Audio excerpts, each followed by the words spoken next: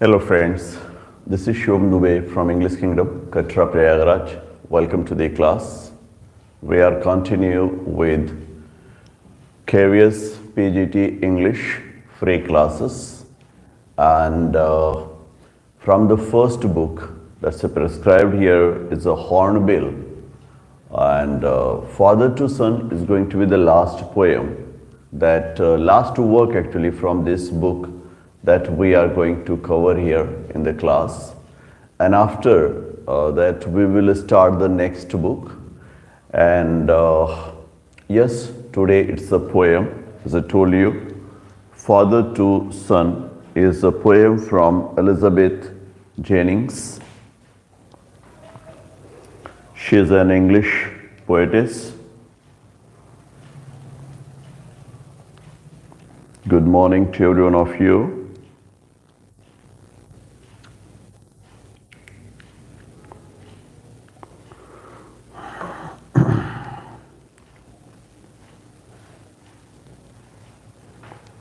Okay, it's Elizabeth Joan Jennings.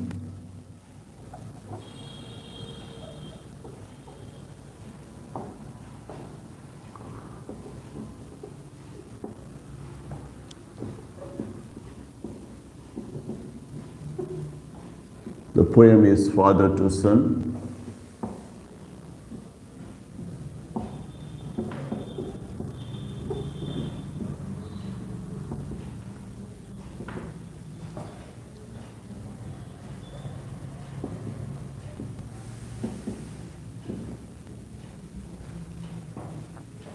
This poem we will study, and before we move to the poem and the poet's record, we have to go through the question session, where I will inquire you related to the former learnings of yours. And here is the first question of the day. Which work has the character Norbu? Which work has the character Norbu?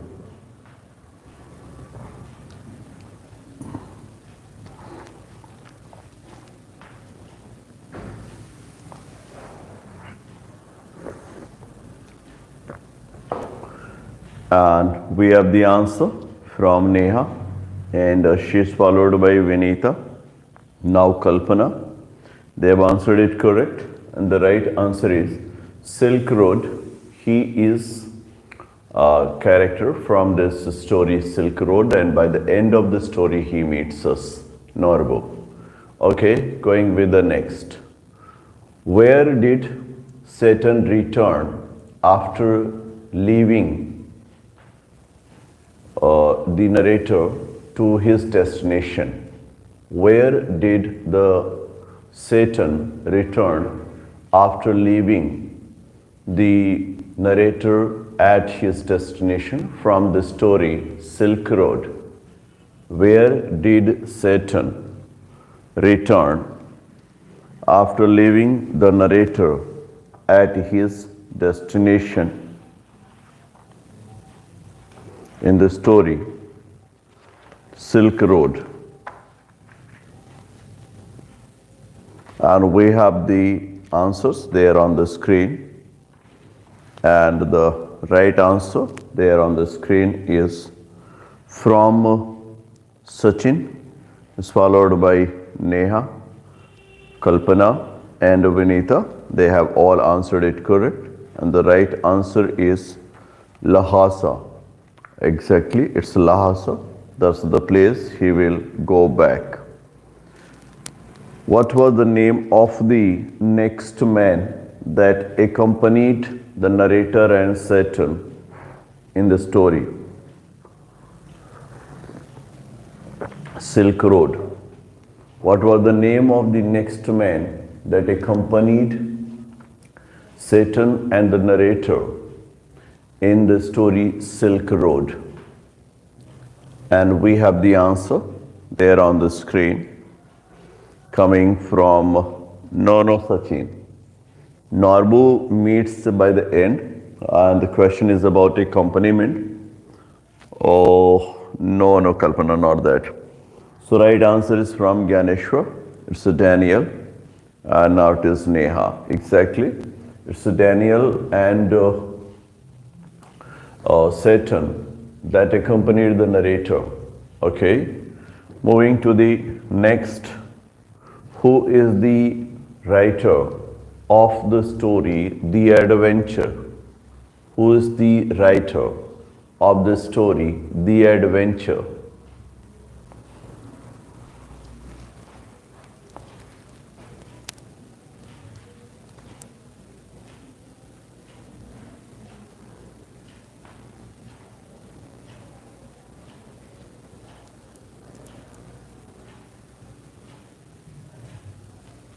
Okay, and we have the answers there on the screen, and the answer is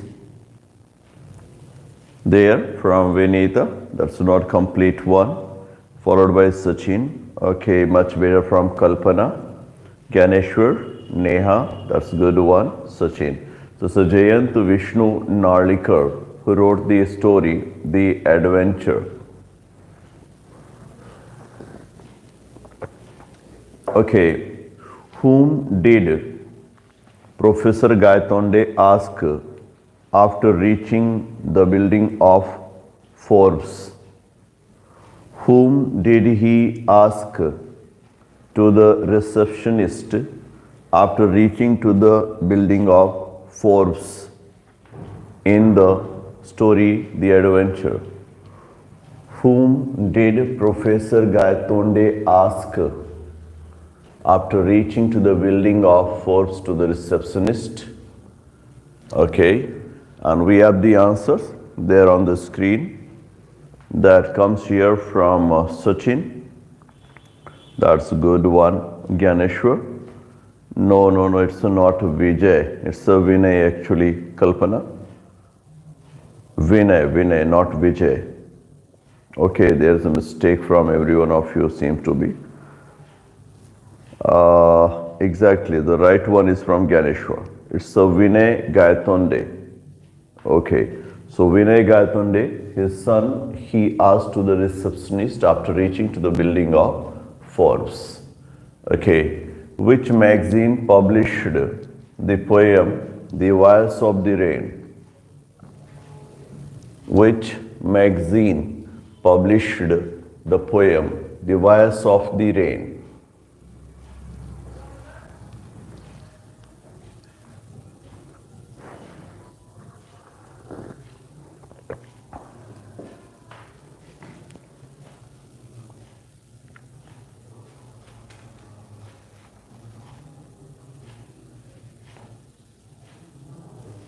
And we have the answers there on the screen, starting with Sachin, followed by Ganeshwar, Kalpana, Vinita, Neha. They have all answered it correct. And the right answer is Outing. That's a good. Outing is the magazine that published the poem Voice of the Rain of Walt Whitman. Going with the next question. Which battle is a turning point according to Professor Gaitonde from the story The Adventure? Which battle is a turning point according to Professor Gaitonde in Adventure?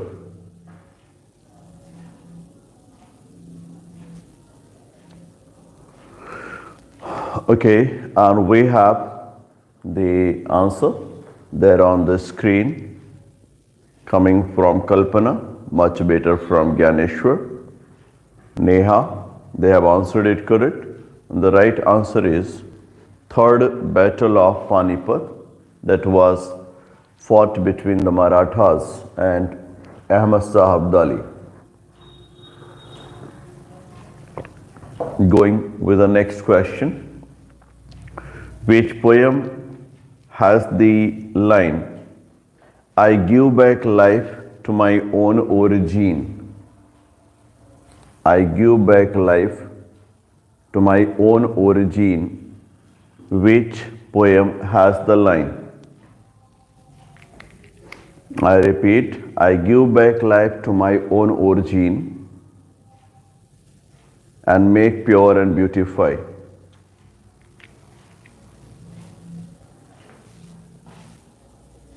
Make pure and beautify.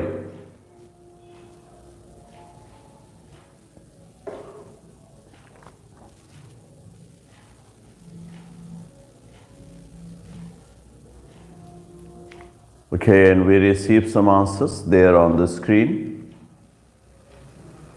And we have the reply here from Ganeshwar, is followed by Sachin, Neha, that's good one.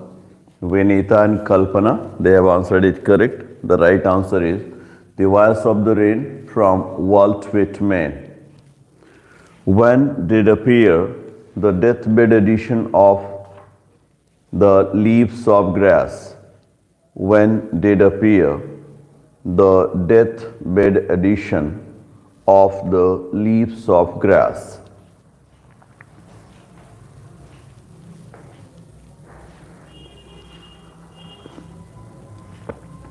I repeat, when did appear the deathbed edition of The Leaves of Grass? And we have the answers there on the screen, starting with the reply of Ganeshwar, and he is followed by Kalpana. Okay, Ganeshwar, that's good one. Sachin, Vinita, no, Neha, not that. It's a 92. 1892, the year of Walt Whitman's breathing last, is considered to be the deathbed edition of The Leaves of Grass, as The Leaves of Grass first appeared in 1855, and with its 9th edition, it continued till 1892. And right, we move to the next. What was the name of the American poetess whom Ted Hughes married? What was the name of the American poetess whom Ted Hughes married?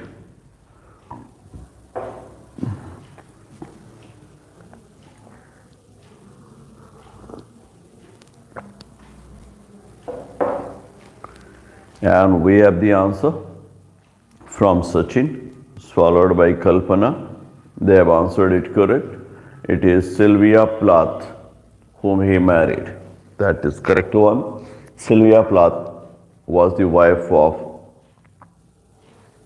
exactly, Neha. Nice account.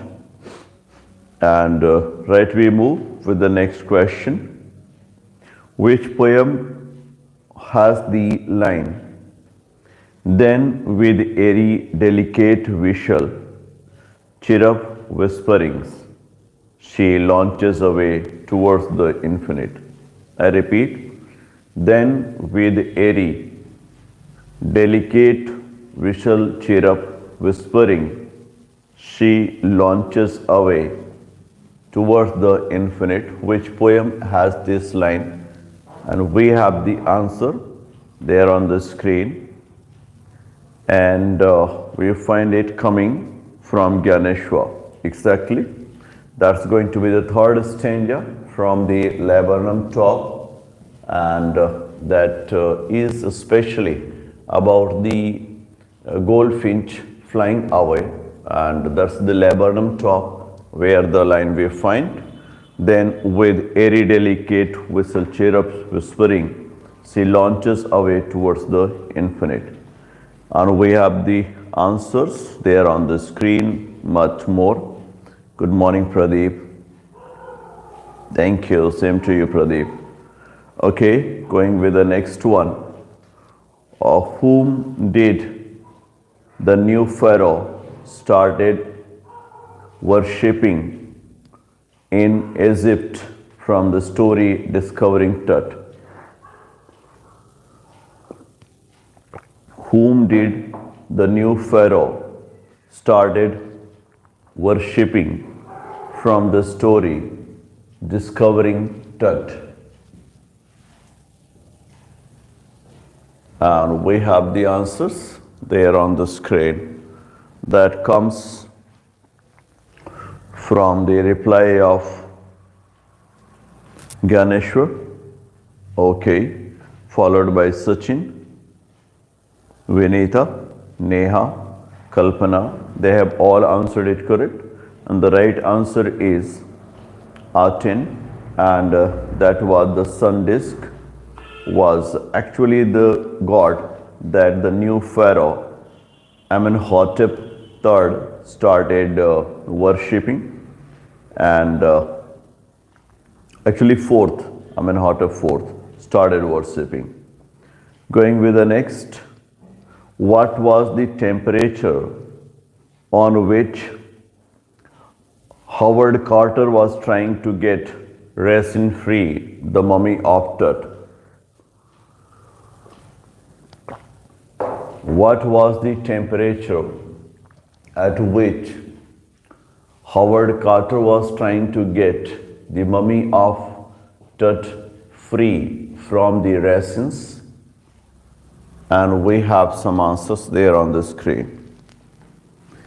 And here is the right one from Ganeshwar. Okay, now Sachin, they have answered it correct with Vinita and Neha. What is that, Kalpana? 39 Fahrenheit means nothing. And it was 149 Fahrenheit. That was the temperature used for getting the resins melt from the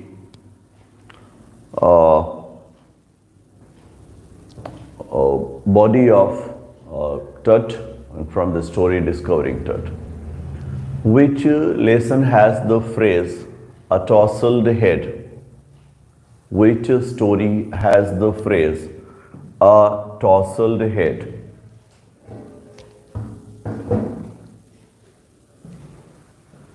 Which story has the phrase a tousled head?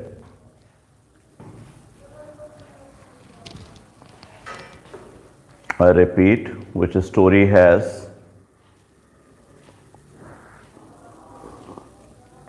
the phrase tousled head?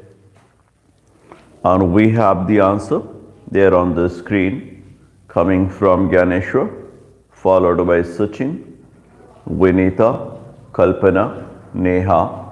They have all answered it correct, and the right answer is we are not afraid to die. That's good one. We are not afraid to die. When did the narrator reach to the border of Isle Amsterdam? When did the narrator reach to the border of Isle Amsterdam?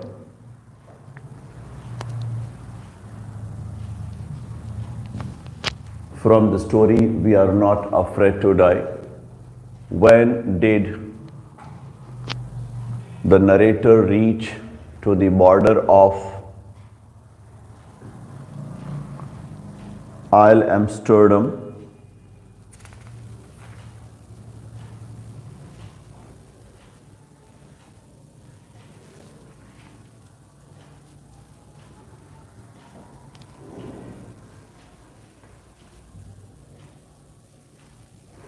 And we have the answers. That is known Ganeshwar. Actually, on 7th, the inhabitants comes to help, and the narrator with his family and the crewmen reach by the evening of the 6th January. So, right answer to reaching to the shore of Isle Amsterdam is actually 6th January. 7th January, they were received or cheered by the all 28 inhabitants of the Isle Amsterdam. And going with the last one, what was the school name of Khushwant Singh during his childhood? This is going to be the last question. What was the name of Khushwant Singh during his childhood? Actually, it's a school name not pet name. What was the school name of Khushwant Singh during his childhood?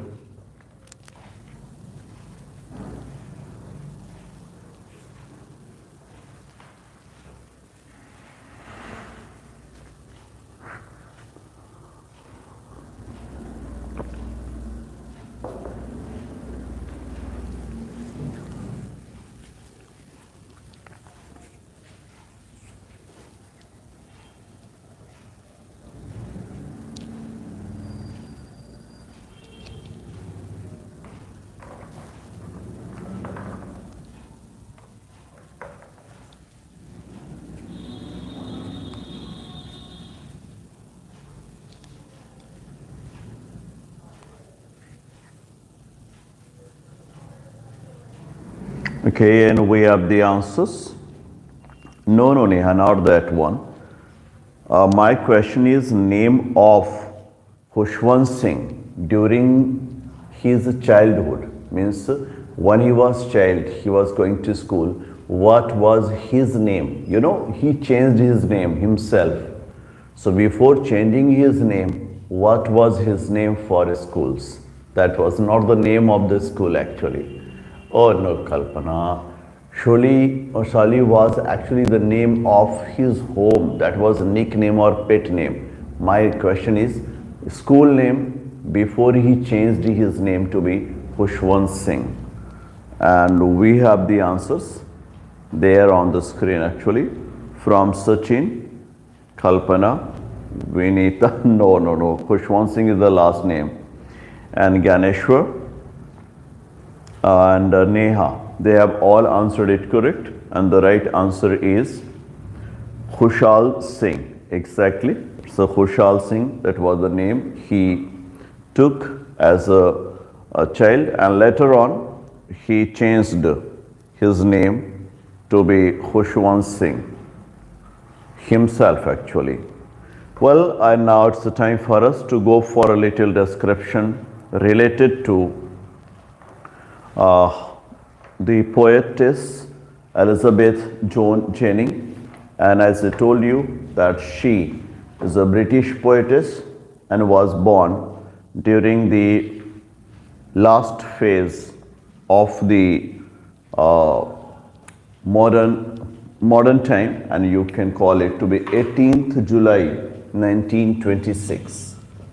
She was born on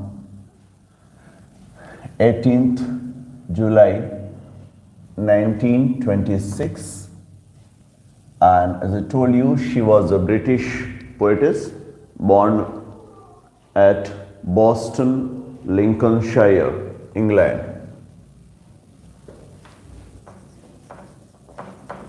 Boston, Lincolnshire, England. She was born and could breathe her last in 2001, October 26th October 2001. She breathed her last, and that happened at Bampton, Oxfordshire.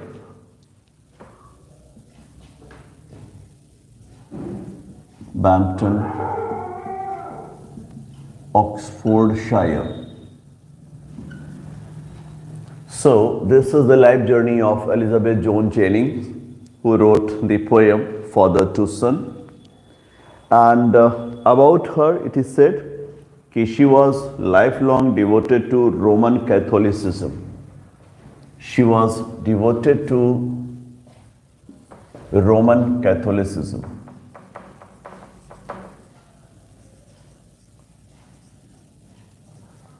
Okay, we already know Anglican Catholic and Roman Catholic, the two Catholics are there, and those who believed in originality, they considered that the Roman Catholics were actually the real Catholics, and this is why they trust in, and Elizabeth Jennings was actually lifelong devotee of Roman Catholicism, as I told you here.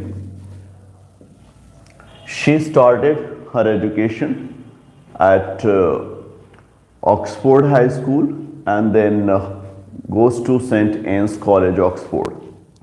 So her education started at Oxford High School.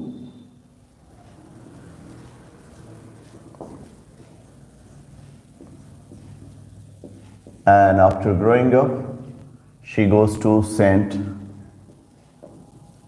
Anne's College, Oxford. Means शुरुआती education Oxford high school से होता है और उसके बाद जो higher education होता है she receives from the college of Oxford Anne's college, saint Anne's college. Neha, if it is going to be possible, it will be in the night actually, around 9, and very soon I will inform you through the group. अगर test होता है तो हम लोग रात को रखेंगे, रात को लगभग 9 बजे के आसपास. और जैसा मैंने कहा, यहाँ से ये पोएम आखिरी पोएम है जो हम लोग स्टडी कर रहे हैं इस बुक से, हॉर्नबिल से, और आपके कोर्स को ऑलमोस्ट एक बुक से कवर कर दिया गया है. तो आप लोग इसका प्रॉपर रिवीजन कर लीजिए और कल पॉसिबल है कि हम एक टेस्ट इसका रख रहे हैं और जल्द ही टेलीग्राम के ग्रुप में, जैसे मैंने पहले भी बताया, एक मैं स्क्रीनशॉट शेयर करूंगा और स्क्रीनशॉट में एक बैच कोड रहेगा. उस बैच कोड को आपको ऐप इंग्लिश किंगडम पर जा करके नीचे अगर आप बॉटम में देखेंगे तो बैचेस लिखा रहता है. बैचेस को टच करने के बाद आपको राइट साइड में प्लस का सिंबल दिखेगा. उस प्लस के सिंबल को जब टच करेंगे तो बैच कोड आपसे मांगेगा. जो बैच कोड आपने टेलीग्राम के ग्रुप से नोट किया है उसे वहां लिख करके भेज देंगे तो हमारे पास आ जाएगा. हम वहाँ एक्सेप्ट कर लेंगे तो आप अपीयर हो सकेंगे टेस्ट में. ओके, तो ये प्रोसेस है जो आप लोग कर लेना है आज. हम आपको स्क्रीनशॉट शेयर कर देंगे ग्रुप में और उसके बाद टेस्ट, इस पूरी बुक से आपको टेस्ट के क्वेश्चंस बनेंगे. Welcome Neha. And the first collection of her poem seems to be pamphlet, appeared in 1953 with the title Poems.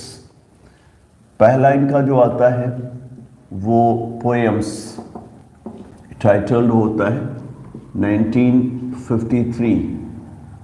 That is a kind of pamphlet that appeared and was actually the first poem collection that she could write, and from the second collection she was able to receive the awards.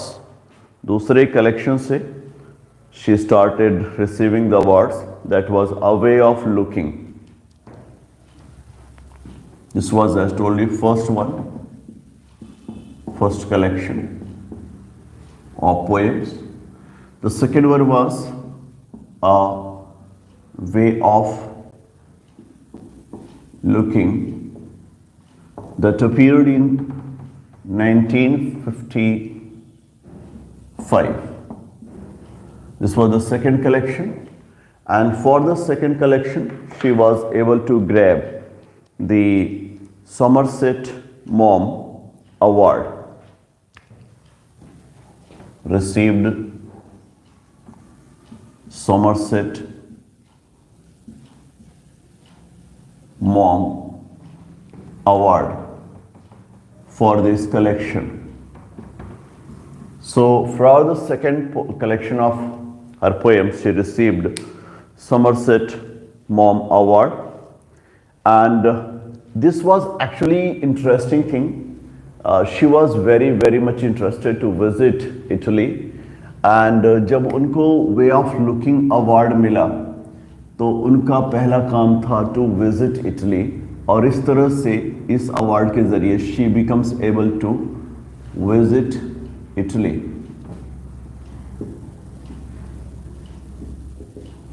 तो इस book का a way of looking का importance ये भी है कि एक और तो उनको अवार्ड्स दिलाता है, that was Somerset mom award, और दूसरी ओर उनकी एक जो डिज़ायर थी, इच्छा थी कि इटली को विजिट करना है, उसको भी पॉसिबल करता है.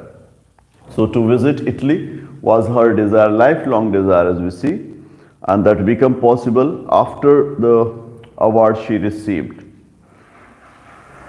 Okay, and इस तरह से धीरे धीरे करके उन्होंने अपने अंदर काफ़ी डेवलपमेंट किया और कई कलेक्शंस उनके आते हैं, एंड स्पेशली रिलेशनशिप्स 1972 में आया हुआ काफ़ी प्रेज वर्दी है. रिलेशनशिप्स 1972 में आई हुई इनकी पोएम कलेक्शंस हैं, collection of poems,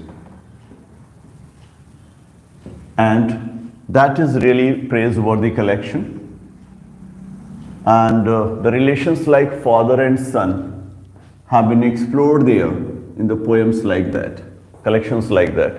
तो ये जो relationship है स्पेशली वो relations को explore करती हुई 1972 में आती है, and she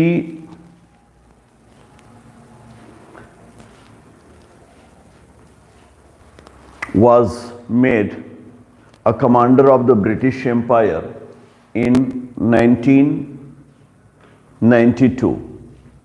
The commander of the British Empire. Commander of the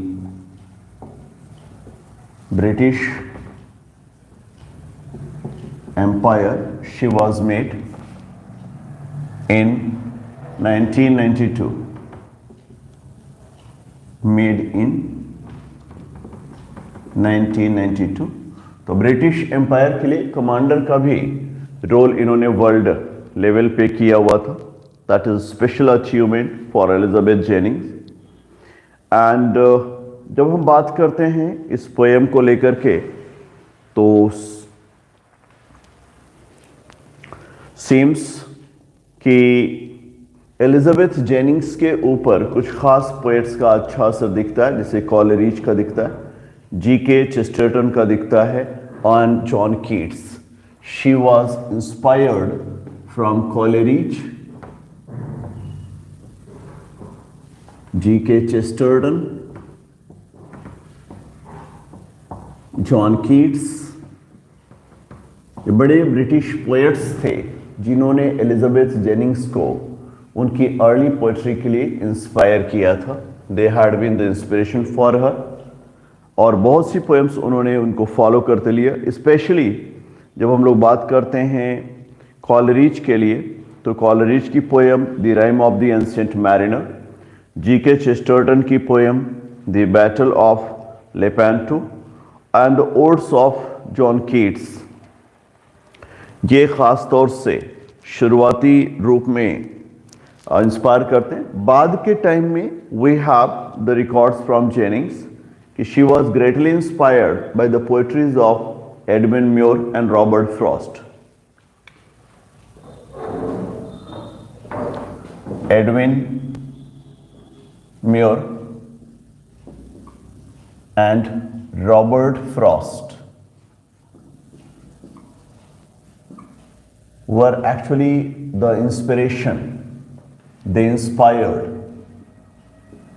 her in poetry. Means as a poetess, she was inspired from the poets like Edwin Muir and Robert Lee Frost. ये दो poets थे जिन्होंने उनको inspired किया. तो शुरुआती दौर पे उनके ऊपर जो असर है कॉलरिज, चेस्टरटन, कीट्स का दिखता है, और बाद में जो इंस्पिरेशन वो हासिल करती हैं एडविन म्योर और रॉबर्ट फ्रॉस्ट जैसे पोएट से वो इंस्पायर्ड होकर के अपनी पोएम को लिखा करती हैं.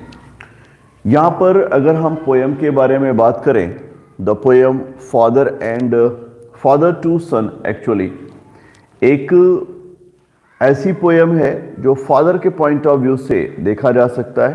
Composed in 4 stanzas of 6 lines, that is sestet. तो ओवरऑल इसमें 4 सेस्टेट का यूज किया गया है. 4 sestates or we call to be stanzas. 4 stanza का इन्होंने यूज किया है and seems to be rhyming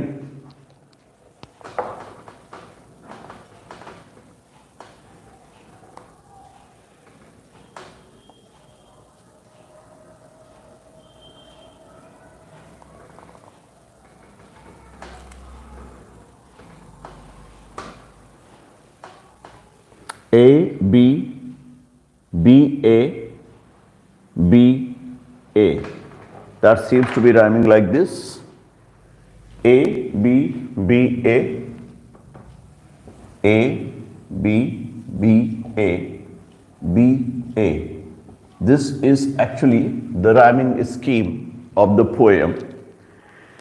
And जैसा मैंने कहा कि इसमें कई बातें सामने रखी जाती हैं और पोएट स्पेशली फादर और सन के ज़रिए एक जनरेशन गैप की बात को सामने रखते हैं। इसमें जनरेशन गैप के साथ काफ़ी चीज़ें चेंज हो जाती हैं।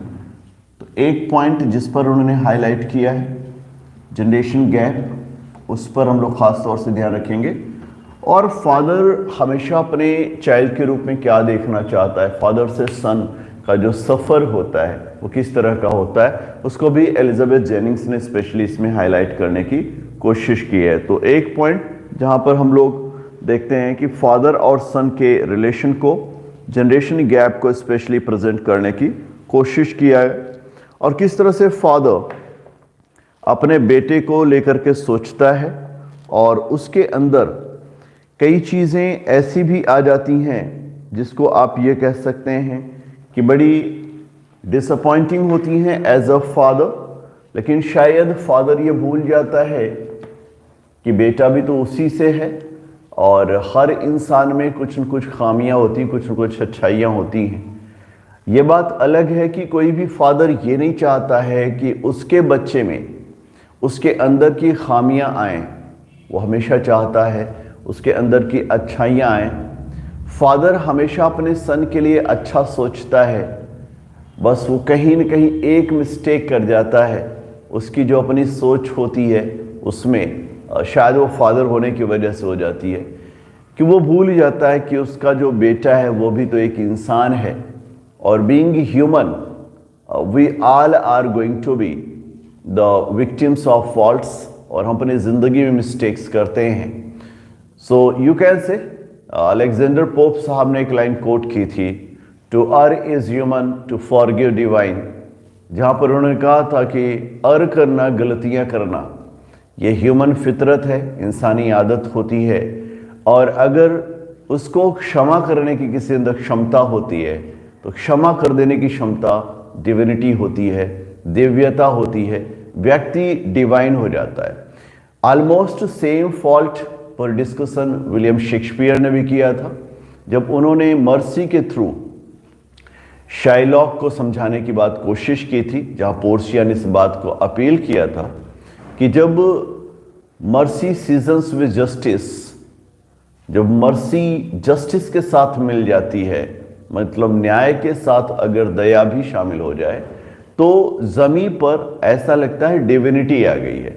मतलब अगर हम किसी को क्षमा करने की क्षमता अपने अंदर हासिल कर लेते हैं तो हमारे अंदर दिव्यता या डिविनिटी ऑटोमेटिक आ जाया करती है। तो that is a point where Elizabeth Jennings highlights, but वो बात हमेशा याद रखना होता है कि यहाँ ज़मीन पर आने के बाद गलतियाँ तो हर किसी से होनी है, चाहे वो ईश्वर ही क्यों ना हो। तो चलिए देखते हैं कि एक फादर क्या सोचता है अपने बच्चे को लेकर के और क्या होता है उस चाइल्ड के साथ। उसके लिए पहली ही लाइन आप दुनिया के हर फादर से सुन सकते हैं, I do not understand this child though we have lived together now. समझ में नहीं आता इस चाइल्ड का क्या होना है। मतलब एक चाइल्ड को समझना मुश्किल काम होता है और एक्चुअली हम, चूंकि हमारा बेटा है इसलिए उसको हम चाइल्ड मान तो लेते हैं, बट एक्चुअल में वो चाइल्ड होता नहीं है। वह भी एक इंसान है, और जैसे कि इंसान को समझना बहुत मुश्किल काम होता है, उसी तरह से एक चाइल्ड को समझना बहुत मुश्किल काम होता है। ये बात हम भूल जाते हैं, हम उस चाइल्ड को सिर्फ चाइल्ड मानते हैं, जबकि वह इंसान है और हर इंसान की तरह उसे भी समझना मुश्किल काम है। तो यहां पर कहते हैं, I do not understand this child, मेरे समझ में ये चाइल्ड नहीं आता है। Though we have lived together now, जबकि हम आजकल साथ साथ रह रहे हैं। साथ साथ रह रहे हैं तो मतलब साफ है कि हमें एक दूसरे की समझ होनी चाहिए, लेकिन हमें समझ नहीं है। क्यों नहीं समझे पता नहीं। इन the same house for years, एक ही घर में रहते हैं और ईयर्स बीत गए, वर्षों बीत गए। लोग कहते हैं कि जगह का असर पड़ता है। भाई जगह का असर पड़ता है तो केवल इस चाइल्ड पर पड़ रहा है, मेरे ऊपर भी तो पड़ना चाहिए ना। नो डाउट पड़ रहा है, लेकिन वो हम फादर होते तो हमें नजर नहीं आती है। हमारे फादर हो तो हमें बताएं कि आप में ये बदलाव हो रहा है, इसको चेंज करिए, आप में ये गलतियां हो रही। और चूंकि हम ही फादर हैं, हम तो हमें तो अपने बच्चे में ही खामियां दिखेंगी, खुद में तो खामियां दिखनी ही नहीं है। तो आई do not understand this child, मेरे समझ में ये चाइल्ड नहीं आ रहा है। तो we have lived together for now, क्योंकि हम अभी तो साथ साथ रहते हैं। In the same house for years, एक ही घर में रह रहे, ईयर्स बीत गए, वर्षों बीत गए साथ साथ रहते हुए। I know nothing of him, कभी कभी तो ऐसा लगता है मैं इसको बिल्कुल भी नहीं जानता हूं।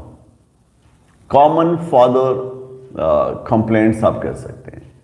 आमतौर पर ये फादर्स की कंप्लेंट होती है, भाई समझ में नहीं आ रहा है, मेरे ही लड़के हो तुम, मेरे ही बच्चे हो, समझ नहीं पा रहा हो तुमको। बात सही है। एक्चुअली आप फादर के पॉइंट ऑफ व्यू से देख रहे हैं और सामने वाले को अपने सन के पॉइंट ऑफ व्यू से देख रहे हैं। आप जरा सा अपने आप को इंसान के पॉइंट ऑफ व्यू में रखिए और सामने यह देखिए कि आपके सामने जो खड़ा है वो भी एक इंसान है, आपको समझ में आने लगेगा। बट पॉसिबल नहीं है फादर के लिए ऐसा करना, जो बड़ा मुश्किल होता है। सारे फादर नहीं कर। आई नो नथिंग ऑफ, मुझे तो लगता है जैसे मैं उसके बारे में कुछ जानता ही नहीं हूं। So try to build up relationship, इसलिए मैंने कोशिश किया कि एक रिलेशनशिप बिल्ड करना है। That is actually unfortunate, I must say. जब फादर को यह लगे कि मुझे अपने बच्चों के साथ एक रिलेशन डेवलप करना है, जब मदर को यह लगे कि मुझे अपने बच्चों के साथ एक रिलेशन डेवलप करना है, तो समझ लेना चाहिए कि रिलेशन था ही नहीं। क्या, क्यों डेवलप करना है, सवाल इस बात का है। रिलेशन तो ऑलरेडी है ना, रिलेशन तो पहले से है। डेवलप नहीं करना है, कुछ ट्राई नहीं करना है, बस उस रिलेशन को आप जी लीजिए। एक फादर का रिलेशन सिर्फ अपने बच्चों की खामियां देखना नहीं होता है, बच्चों के साथ रहना, उनको इंस्ट्रक्ट करना, उनको एनकरेज करना, और इतना ही नहीं, गलतियों पर इंसानी नजर रखना। इंसानी नजर, फादरली नहीं। हमेशा हिटलर बने रहोगे तो कभी अच्छा रिलेशन नहीं हो पाएगा। Try to understand from human point of view, एक बेटर परसेप्शन सामने आएगा। तो ये कहना ही, जैसे इन्होंने कहा, so try to build up relationship, अपने रिलेशनशिप को बिल्ड अप करना है, खड़े करना, तैयार करना। From how he was when small, उस वक्त से जब वो छोटा था, तब से लेकर आज तक के वक्त को मैं एक चैलेंज के रूप में लेता हूं कि किस तरह से मैंने उसके साथ अपने रिलेशन को बिल्डअप किया। That's a very simple thing. Don't try to build up your relationship with your son and daughter, they are naturally build up. Just try to live that, away from that fatherly and all such obsession. I must say obsession. कभी कभी वो father का ना पागलपन हमारे ऊपर हावी हो जाता है, कभी कभी वो मदर का पागलपन हमारे ऊपर हावी हो जाता है। उस पागलपन से बाहर आकर के, जैसे मैंने कहा ना कि ह्यूमन पॉइंट ऑफ व्यू से चीजों को देखो, समय के अकॉर्डिंग चीजों को देखो, आपको चीजें कम गलत लगेंगी। नेचुरल अनुभव, तजुर्बा एक ऐसी चीज होती है जिसमें आपका चाइल्ड हमेशा आपसे कम रहेगा। नेचुरल है, यही एक चीज है जो आप उसको शेयर कर सकते हैं, जिसकी उसे हमेशा जरूरत होगी, बट हमेशा उसकी खामियां देखने के लिए मत जाइए, उसमें अच्छाइयां भी हैं, आप उसको एनकरेज भी करो, एक फ्रेंडली रिलेशनशिप रखो, बिल्डअप नहीं करना है, रखो। वो शुरू से ही, आप अलग नहीं हो, आप फादर हो, आप ही का ब्लड वो सन है, आप मदर हो, आप ही का ब्लड वो सन है, या आपके चाइल्ड आपका ही ब्लड होते हैं। इसमें आपको कुछ समझना नहीं है, आप खुद को समझो, चाइल्ड को समझ जाओगे, क्योंकि वो अलग नहीं है। अगर आप सही ढंग से समझ पा रहे हैं तो वो अलग नहीं है।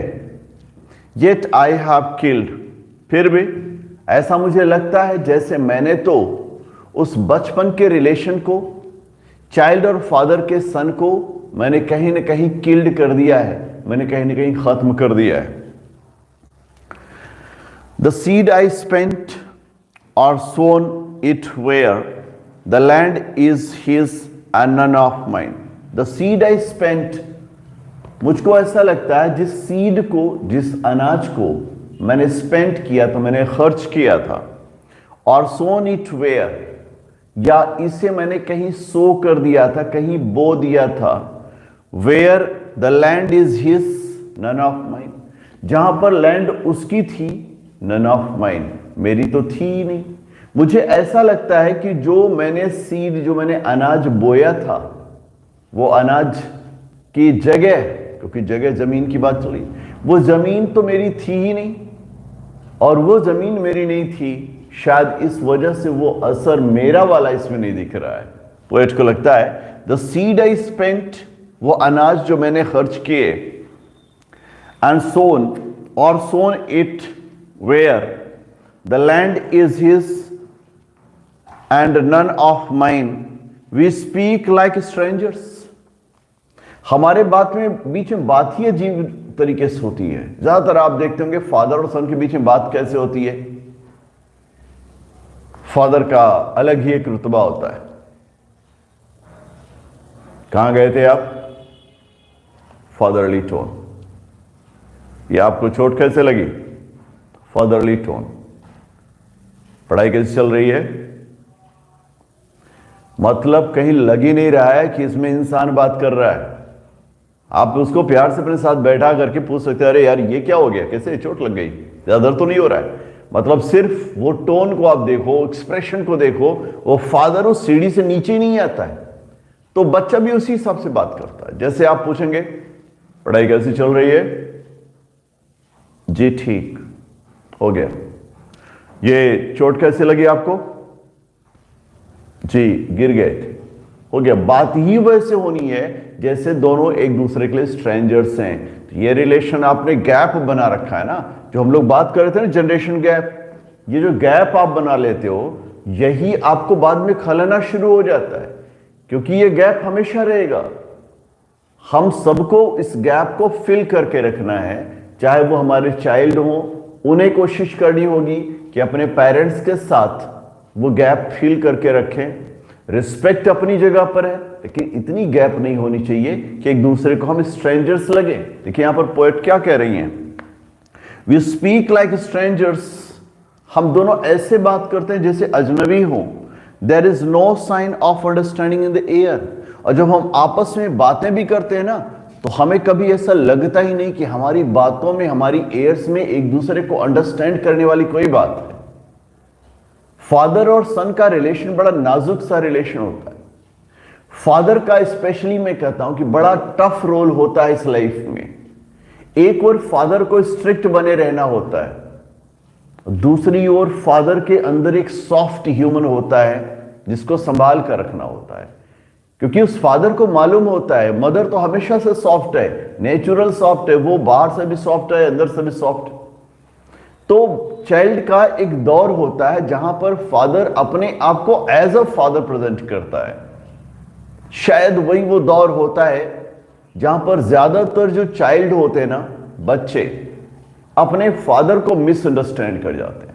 आप देखते होंगे ज्यादातर बच्चे मदर की तारीफ करते हैं, मां की तारीफ करेंगे, वो फादर को समझ ही नहीं पाते हैं, क्योंकि फादर का वो जो डबल रोल है ना, नारियल की तरह होता है। नारियल का बाहर का कवर उतना सख्त होता, उतना कठोर होता है, और उसके अपोजिट अगर आप आंतरिक उसके हिस्से को देखें तो बड़ा सॉफ्ट, बड़ा नाजुक होता है। फादर कठोर होता है, इसलिए शायद एक दूसरे में ऐसा लगता है कि बेटा उस हिसाब से कम्युनिकेट नहीं कर पाता है अपने फादर से, और फादर भी उस हिसाब से कम्युनिकेट नहीं कर पाते अपने बेटे से। So that is a problem कि हमारे बातों में कभी एक दूसरे की अंडरस्टैंडिंग दिखती ही नहीं, कि जैसे मैं उसको अंडरस्टैंड कर रहा हूं, वो मुझे अंडरस्टैंड करा। This child is built to my design. ये चाइल्ड उसी डिजाइन पर जा रहा है, उसी तौर तरीके पर जा रहा है, उसी सोच पर जा रहा है जो मेरा खुद का डिजाइन था। Yet what he loves I can not share. फिर भी जो वो लव करता है ना, उसको मैं शेयर नहीं कर पाता हूं। देखिए, पॉइंट समझने की कोशिश करिए। ये कर वही काम रहा है जिस काम को शायद मैंने चाहा था, या शायद मैंने खुद अपनी लाइफ में किया था, है ना।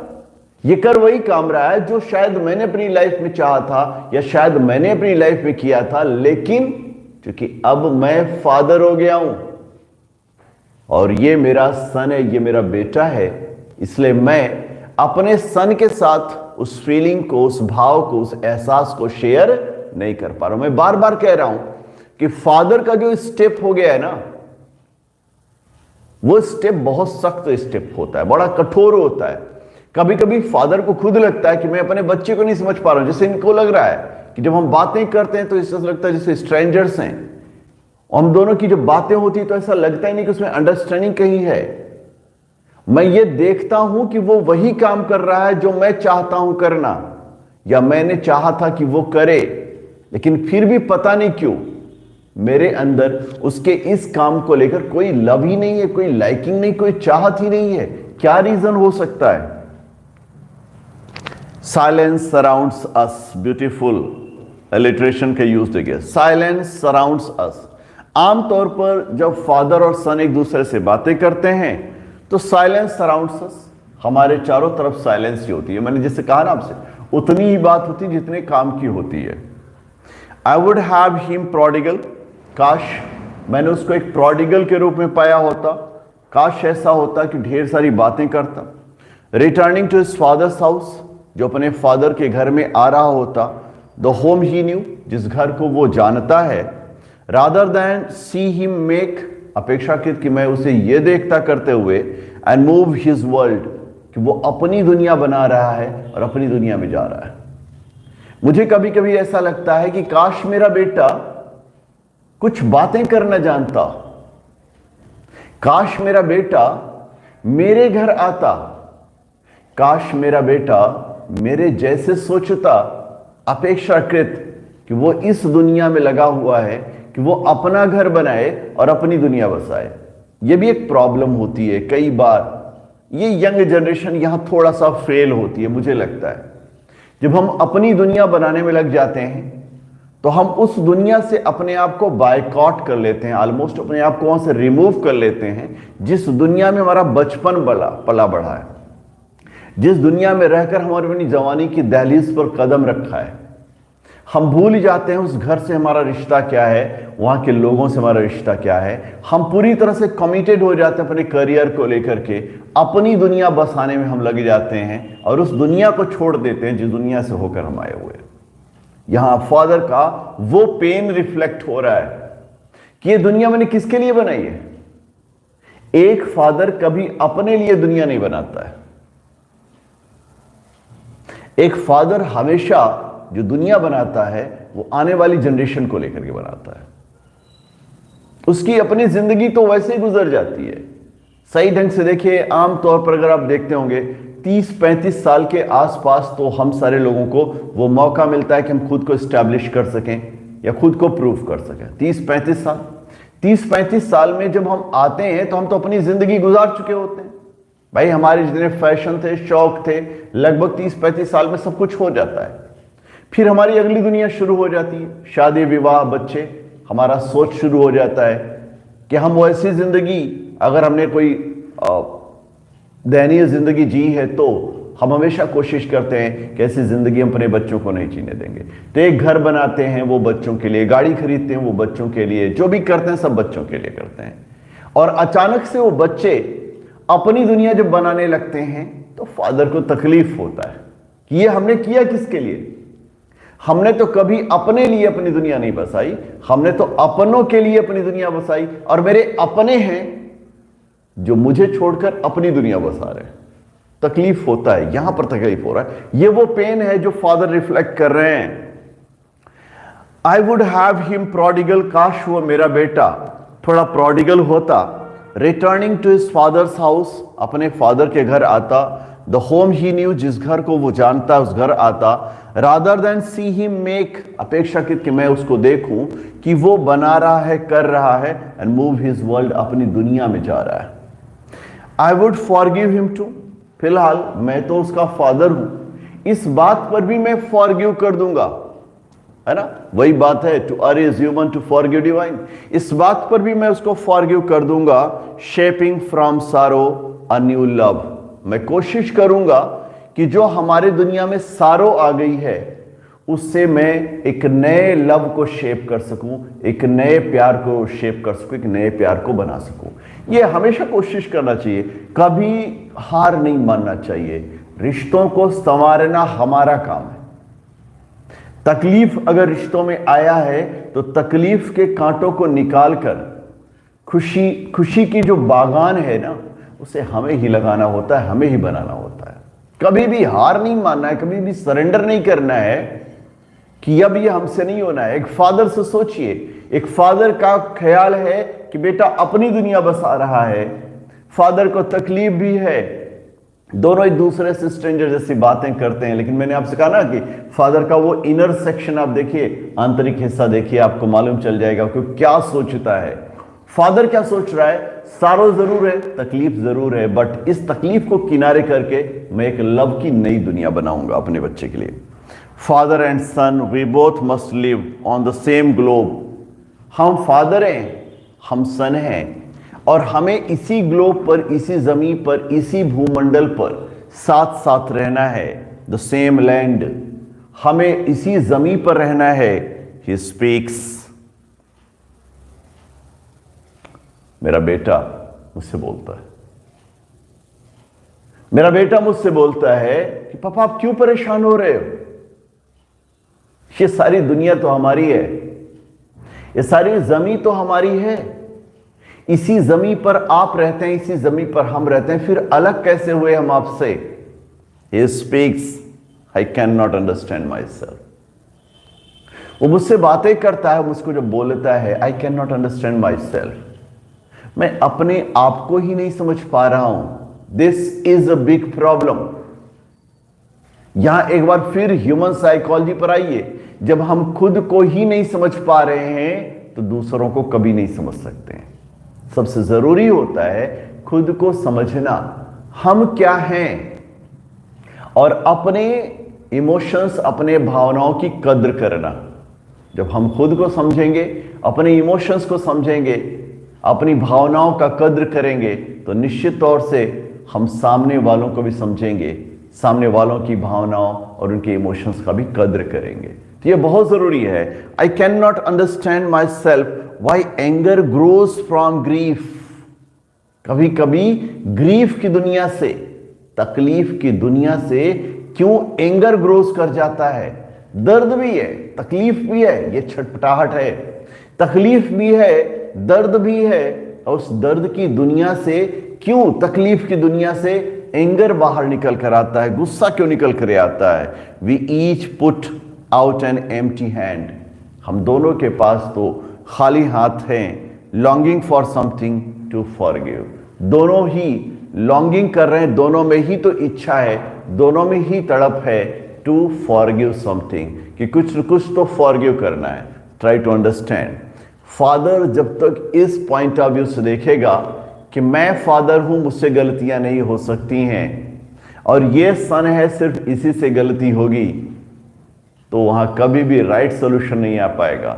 जिस दिन दोनों इस बात को समझेंगे कि हम ह्यूमन बीइंग हैं और हमसे गलतियां होती हैं, तो हम एम्प्टी हैंड क्यों बोला हुआ है?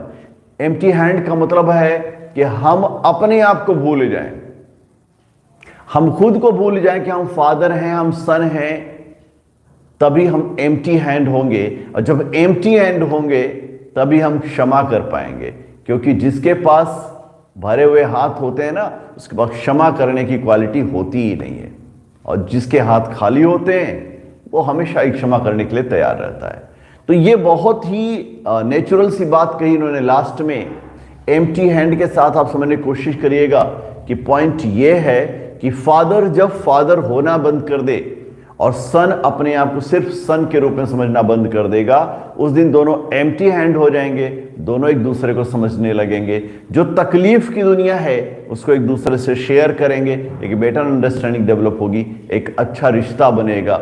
यही फादर और सन या सारे वो लोग जो जनरेशन गैप की बात करते हैं, जो जनरेशन गैप हो जाती है, उस गैप को फिल करने की भी जिम्मेदारी हम लोगों की है। क्योंकि ध्यान रखिएगा, इन्होंने एक बड़ी अच्छी बात कही थी, why anger grows from grief. Why anger grows from grief, ये बहुत बड़ी लाइन है। हमारे अंदर ग्रीफ है, इस ग्रीफ से एंगर क्यों निकल कर आ रहा है, I can not understand my self.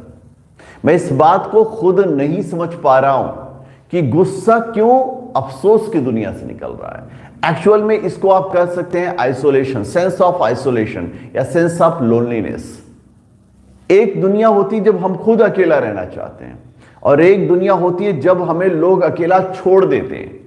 तो जब हम अकेला रहना चाहते हैं तब तो हमें कोई प्रॉब्लम नहीं होती है, लेकिन जब लोग हमको अकेला छोड़ देते हैं उस दुनिया में हमें ग्रीफ मिलती है, और वो ग्रीफ जो होती है एंगर में भी तब्दील होती है। हम सब कुछ काउंट करते हैं, जैसे इन्होंने काउंट किया कि घर मैंने किसके लिए बनाया, मैंने तो सोचा था कि मेरा बेटा मेरे घर वापस आएगा, लेकिन वो तो अपना ही घर बनाने में लग गया है, मेरे घर तो आ ही नहीं रहा है। That is what the real sense is.